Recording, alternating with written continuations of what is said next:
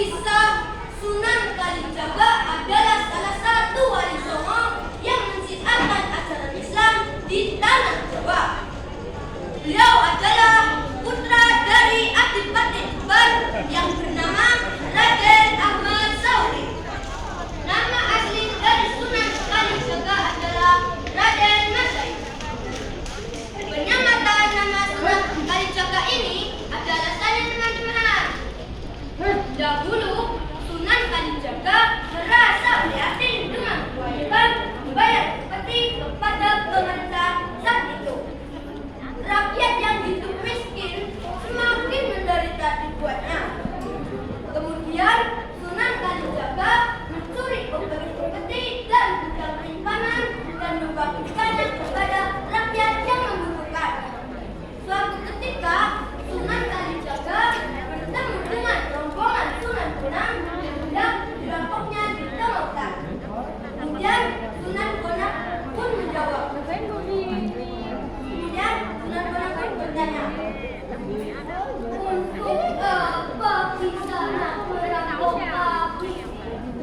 Sunan Kalijaga pun menjawab, saya merampok untuk saya bagikan kepada rakyat yang miskin yang semakin sengsara karena harus membayar upeti kepada pemerintahannya.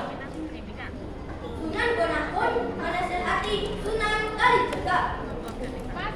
Kisana sungguh berhati mulia, namun yang Kisana lakukan sama saja mencuci baju yang kotor dengan air kencing.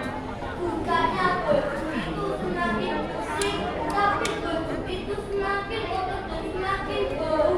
Walaupun niat Kisana baik bersedekah, namun caranya tidak baik. Gusti Allah tidak akan ridho.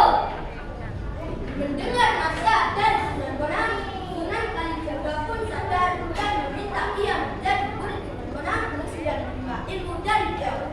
Maka saat beliau menjadi murid Sunan Bonang mengetes kemudiannya cara menyuruh Sunan Kalijaga untuk menjaga tempat Sunan Bonang yang sengaja ditancapkan di pinggir kali. Saya punya satu perintah untukmu. Kau jaga tempat ini hingga aku kembali. Baik, saya akan menjaga amanatku ini.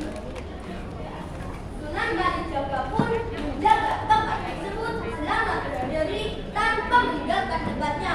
Hingga Sunan Bonang datang mengambil tempatnya. Dari sinilah Sunan Bonang memberi nama Sunan Kalijaga karena telah menjaga tempat Bonang yang sengaja ditancapkan di pinggir kali. Setelah berburu dengan Sunan Bonang, Sunan Kalijaga memutuskan untuk menjaga ke beberapa daerah di Jawa. Uniknya, Sunan Kalijaga memiliki wayang dan kesenian lainnya seperti kembang sebagai media dakwahnya. Sunan Kalijaga dikenal oleh masyarakat karena daya ledak. Beliau bisa mendanang dengan terbaik. Saat beliau mendanang, disisipkanlah unsur-unsur serta ajaran Islami. Jadi, secara tidak langsung, masyarakat mengetahui tentang Islam melalui pertunjukan wayang dari Sunan Kalijaga. Masyarakat di Jawa pada masa itu sangat menyukai pertunjukan wayang. Akhirnya mulai berbondong-bondonglah untuk datang menonton pertunjukan wayang dari Sunan Kalijaga. Sunan Kalijaga berhasil menarik banyak penonton karena tiket masuknya ini gratis alias tidak dipungut biaya sepeserpun. Hal ini membuat kalangan masyarakat, terutama kalangan bawah, bisa menikmati pertunjukan wayang dari Sunan Kalijaga tanpa dibayar. Namun, meski gratis, Sunan Kalijaga memberi syarat khusus bagi masyarakat yang hendak menonton pertunjukan wayang tersebut. Sunan Kalijaga meminta para penonton untuk membaca 2 kalimat syahadat sebagai tiket masuk. Bapak, Ibu, dan Kisanak semuanya, kalian boleh masuk dan boleh menyaksikan pertunjukan wayang ini. Namun ada syaratnya, yang membaca kalimat